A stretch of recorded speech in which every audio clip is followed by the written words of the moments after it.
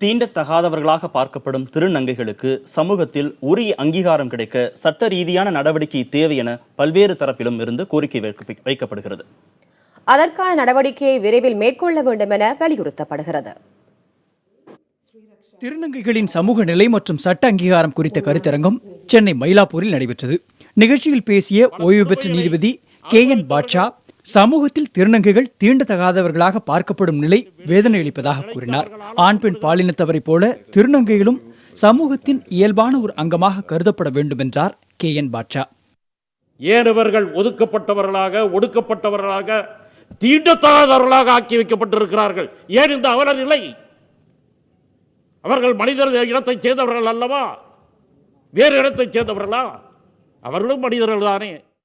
திருநங்கைகளுக்கு சம உரிமை கிடைக்கும் வகையிலான சட்டத்திருத்தம் அவர்களின் வளர்ச்சிக்கு முக்கிய படியாக இருக்கும் என தமிழ்நாடு டாக்டர் அம்பேத்கர் சட்ட பல்கலைக்கழக துணைவேந்தர் வணங்காமுடி தெரிவித்தார். இந்த இந்து சட்டத்தில் இந்த திருத்தம் மிக முக்கியமான திருத்தம்.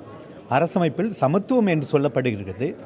பிரிவு 15-16 பால் என்று பாலினம் என்று சொல்லப்படுகிறது. பாலினம் என்பது ஆண் பெண் தவிர்த்த மூன்றாம் பாலினத்தையும் உள்ளடக்கியதுதான். ஆகவே இந்த திருத்தம் மிக அவசியமான திருத்தம். சமத்துவம் வருவதற்கு இந்த திருத்தம் மிக முக்கியமான திருத்தமாக அமையும். முன்னேற்றத்தை நோக்கிய திருநங்கைகளின் பயணத்திற்கு அரசு ஆதரவு அளிக்கும் போது இலக்கை எளிதாக அடைய முடியும் என்கின்றனர் சமூக ஆர்வலர்கள்.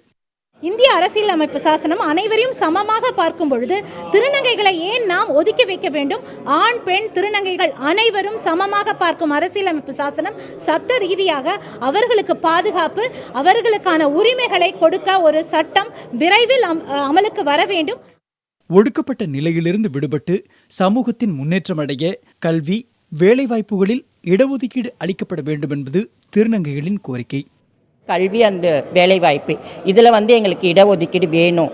அதையும் அவங்க நிறைவேற்றணும். இடஒதுக்கீடாட்டில் 2 அல்லது 3% இடஒதுக்கீடு இருந்ததுன்னா எங்களுடைய வாழ்க்கை தரம் இன்னும் முன்னேறும். முன்னாடி காலத்தை விட இப்போ இருக்கிற காலகட்டத்தில் திருநங்கைகள் எவ்வளோ முன்னேறி வந்து கொண்டு இருக்கிறார்கள்.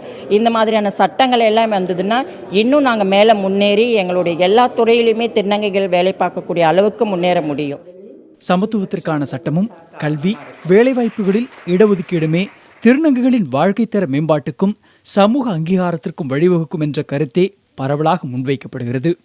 நீண்டகால போராட்டத்திற்கு பிறகு திருநங்கைகளை 3ஆம் பாலினமாக உச்சநீதிமன்றம் அங்கீகரித்தாலும் அது தொடர்பான சட்டங்கள் இன்னும் நிறைவேற்றாதது திருநங்கைகளிடையே வருத்தத்தை அளிக்கிறது. இவை சட்டமாக நிறைவேறும் பட்சத்தில் தான் திருநங்கைகளுக்கான அங்கீகாரம் முழுமையாக கிடைக்கும் என்றே அவர்கள் நம்புகிறார்கள். புதிய தலைமுறைக்காக ஒளிப்பதிவாளர் பிரேமுடன் முகேஷ்.